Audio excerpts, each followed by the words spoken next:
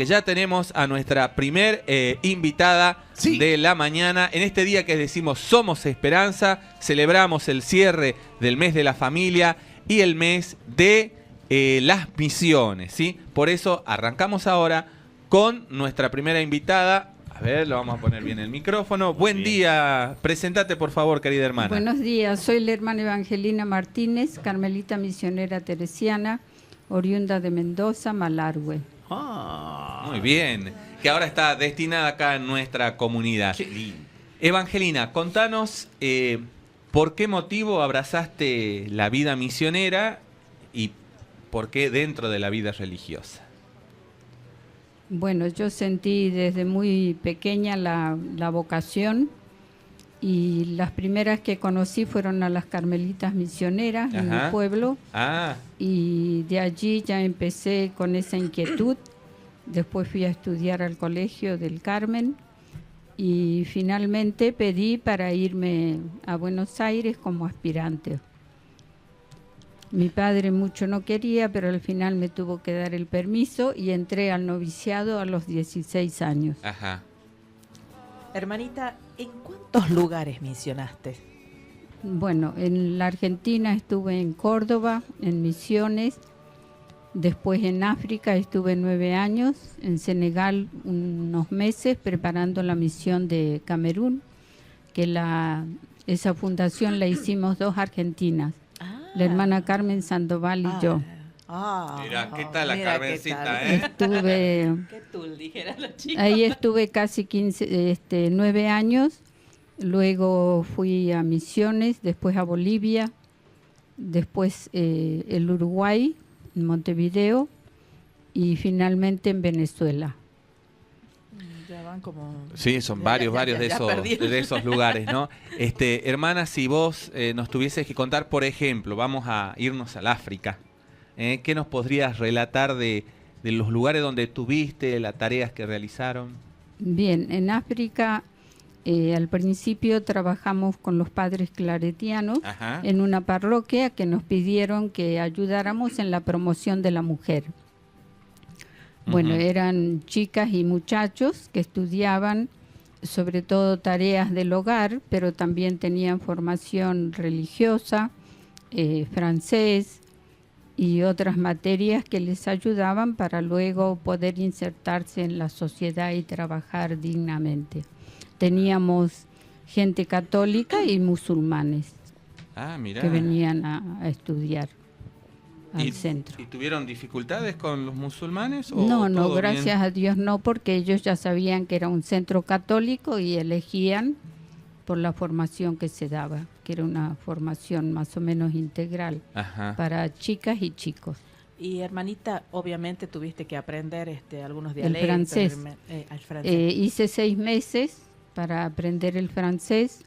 Después había algunos dialectos, pero era bastante difícil aprenderlos porque cuando uno iba a otro barrio ya hablaban. Hay como 200 lenguas nativas en Camerún. Claro. Así que no era muy fácil. Algunas cosas aprendimos. ¿Y te agarraste de malaria, fiebres de esas? Sí, tuve 3 paludismos. Que es también un plus para la misión. Y otros 3 en Bolivia y el dengue. Bueno. Ya estás inmunizada. ya tengo todos los bichos, tengo un zoológico adentro. Bueno, ¿qué tal, hermana? Aprovecho para saludarte a vos, saludar acá al equipo, a toda la audiencia. Yo recién llegando. Muy buenos días a todos. Teniendo en cuenta esta situación crítica que se está viviendo en Venezuela, contanos un poquito cómo fue tu experiencia de vida allí y cómo se desarrolló tu tarea evangelizadora en ese lugar. Bien, ahí también teníamos como tarea principal nuestra para poder ganarnos el sustento, administrábamos un centro médico. Después éramos responsables de una capilla, que el sacerdote iba solo los domingos. Se llevaba la comunión a los enfermos, se visitaba a las familias y toda la mañana estábamos algunas trabajando en el centro de salud. Y como hay pocas cosas, como ustedes ya saben, muchas veces terminábamos a las 3 de la tarde en el centro y salíamos a recorrer farmacias para buscar los insumos mínimos para que pudiera funcionar el centro, que eran consultorios externos más que nada. Y hermana, ¿y ustedes en su vida comunitaria para poder alimentarse y todo eso tuvieron problemas? Bueno, nosotras nos organizábamos porque para ir al mercado había que hacer cola desde las 5 de la mañana a veces, claro. Con el DNI, según la terminación, ibas al mercado a hacer la cola porque era más económico. Pero a veces estabas una mañana entera y conseguías 2 kilos de arroz, 1 kilo de fideo, lo mínimo. Y otra hermana se iba a otro mercado para conseguir algunas cosas diferentes. O hacíamos trueque. Cambiábamos, una vez cambió el papel higiénico por aceite. Es metafórico. Sí, iba a ser un chiste que quedaba muy feo. Pero igual, y dígame, hermana, ¿cómo era el ánimo de los venezolanos con esta situación? Y bastante mal. Además, la zona nuestra donde trabajamos es una zona roja. Se llama La Vega, donde está el centro de salud. Hay mucha venta de droga y entonces se hacen bandos, distintos bandos, y entre ellos se matan. Y después hay mucha gente que muere inocentemente por una bala perdida o por distintas causas. Y uno de los apostolados nuestros era acompañar a esa gente que habían perdido sus familiares en esas contiendas. Realmente... O sea que el tiempo de descanso de ustedes era muy corto. Poco, solo a la noche, porque durante el día o las otras hermanas llevaban la comunión a los enfermos, que eran bastantes, que había que subir los cerros porque las casas están en la montaña. Y bueno, de noche nos reuníamos, cenábamos, rezábamos. Mayormente en estos países de Latinoamérica, cuando se habla de revolución o cuando se abraza banderas revolucionarias, siempre el primer punto de ataque es la iglesia. Allí en Venezuela, ¿cómo era el ambiente con respecto a esa relación del pueblo con la iglesia, Estado, iglesia? Bueno, había algunas regiones que era bastante difícil, incluso al arzobispo, que era muy conocido nuestro, lo atacaron un seminario, y a nosotras solamente un día que me pasó a mí, quisieron entrar al centro de salud, le robaron los celulares a la gente que hacía cola para entrar. Y bueno, la policía no actúa como en muchas partes. Yo llamé a la policía ese día, pero la llamé a las 7 de la mañana y a las 10 me preguntaron si pasaba algo. Pero después que yo me vine, entraron al centro y robaron el ecógrafo. Que era ecógrafo, con lo que trabajaba el ginecólogo y la ginecóloga, así que se quedaron sin nada prácticamente. Tendrían que conseguir otro ahora, pero esa zona es muy difícil. Y una cosa que nos pasó muy, muy triste fue que el día de Corpus Christi mataron a un joven, porque parece que él también había matado, lo pusieron en la moto y lo quemaron frente a la capilla nuestra. Cuando yo fui a la misa, vi ahí ya todo lo que había pasado.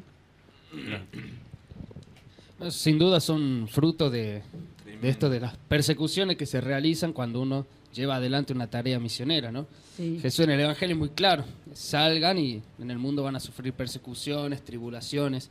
Hermana, vos cuando comentabas los distintos lugares donde estuviste, también comentaste que estuviste en Bolivia. Contanos un poquito cómo era el lugar, la realidad que se vive ahí, qué tarea realizaste cuando estuviste en ese país. En Bolivia también teníamos la pastoral de la parroquia, pero como tenía bastantes barrios, a nosotros nos tocaba nuestro centro de salud, que también teníamos, y llevar la comunión a los enfermos.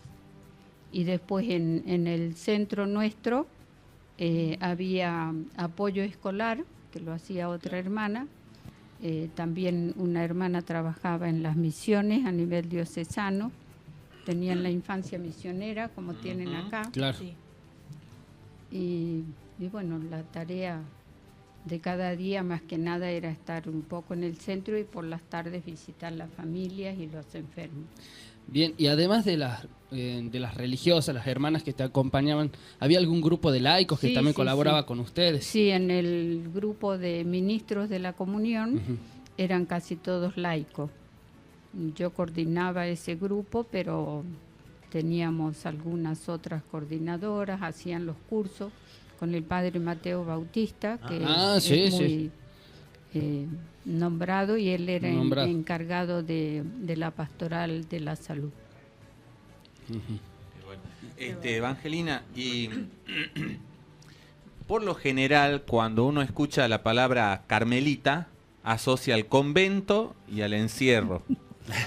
Hasta ahora no has hablado. Son las monjas. Claro. Entonces, ¿qué aspecto? Aún así, la Santa de las Misiones es una de clausura, ¿eh? Sí. Santa Teresita de Lisieux. Entonces vos, si nos tuvieses que decir qué aspecto del carisma carmelita potencian o hacen o permiten que la misión tenga un plus especial, ¿no? ¿En qué se alimenta, en qué se basa? Bueno, la misión nuestra que tenemos como carisma, que nos dejó también nuestro padre fundador, el padre Francisco Palau, se alimenta de la espiritualidad carmelitana, justamente, y de la espiritualidad que nos dejó el padre Francisco Palau. Yo empecé de muy joven misionando en Buenos Aires en una villa miseria, y después de allí siempre tuve la intención de ir a África. Se me dio bastante lejos, pero tuve la oportunidad. No era para tanto. Y bueno, tuve que esperar. Tanto, dice. Tuve que esperar un poquito. Ese carisma del padre Palau siempre, que está reflejado en sus cartas, siempre termina hablando de renovar la iglesia, pero una iglesia que se renueva saliendo hacia afuera. Y justamente tenemos un Papa, Francisco, que también justamente habla de esto, de salir del interior de la iglesia, dejar de ser ONG y misionar. Y en esta vivencia de iglesia, esta experiencia de iglesia en cuanto a rostro de prójimos, con lo que vos viviste y tenés experiencia viva, ¿qué experiencia de iglesia nos hace falta a nosotros?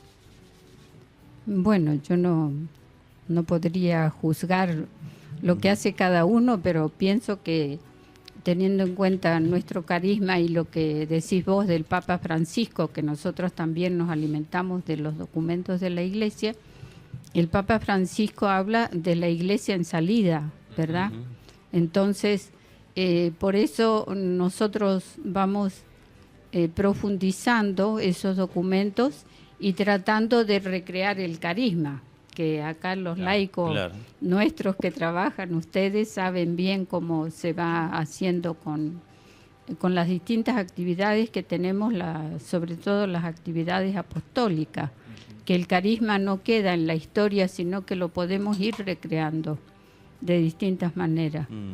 Qué bueno, alguien, no vamos a decir cuántos años tenés, pero que con tu experiencia en la vida religiosa use esa expresión recrear el carisma. Qué lindo. Porque muchas veces cuando uno va llegando a la edad de la madurez de la vida, siempre como que se estanca y quiere conservar. En cambio, tu mirada, tu perspectiva, bueno, Carmencita también es igual, es esto, ¿no? De recrear el carisma. Que el cambio, sobre todo, siempre nos cuesta, pero por eso se está trabajando mucho en todas partes con los laicos, porque el carisma no es algo propio de la congregación, sino que lo recibimos del Espíritu Santo para compartirlo. Bueno, la hermanita es pero tan andariega y misionera. Ya estuvo en África, estuvo en Bolivia, en Venezuela, también estuviste en Montevideo, en Uruguay. Montevideo. Sí, en Montevideo, aunque parezca que no es lugar de misión, pero ustedes saben que el laicismo es muy marcado y muy fuerte. Pero yo coordinaba la catequesis de la primaria, había una hermana que trabajaba en la guardería y una vez por semana yo iba a la cárcel de mujeres. Esa fue una experiencia muy linda para mí porque conversábamos con las mamás jóvenes que tenían sus niños, comentábamos el Evangelio, después compartíamos una merienda y algunas se animaban a comentar por qué estaban ahí. Nosotros no debíamos preguntarle nunca por qué estaban, pero ellas solas a veces tenían confianza y nos contaban. Muchas era por la droga, por la venta de droga, a veces estaba toda la familia implicada, hasta los abuelos, y estaban en la cárcel, gente mayor. Y bueno, era un momento de compartir con ellas y además en el colegio se hacían campañas solidarias que nos daban cosas para compartir con ellas, galletitas, chocolate, leche para llevar para las meriendas. Qué bueno, qué bueno. ¿Algún lugar que te haya faltado y que digas, bueno, me hubiese gustado ir o tener la posibilidad de ir? Bueno, me hubiese gustado ir al Paraguay, que me habían ofrecido, pero después no se dio. Pero ahora voy a ir a una nueva fundación en Chile, en Paillaco, en el departamento de Valdivia, que se va a hacer la primera semana de marzo. Así que no bueno. pensaba, pero me lo ofreció la general y no tuve que pensarlo bien y al Bueno, ¿y final con quiénes, dije que sí. con quiénes formás esa comunidad? Porque es muy van a bonita ir 2 también. africanas, una hermana chilena y yo. Ajá. Somos 4. Una comunidad internacional. Sí. ¿Qué tal? Bueno. ¿Qué tal?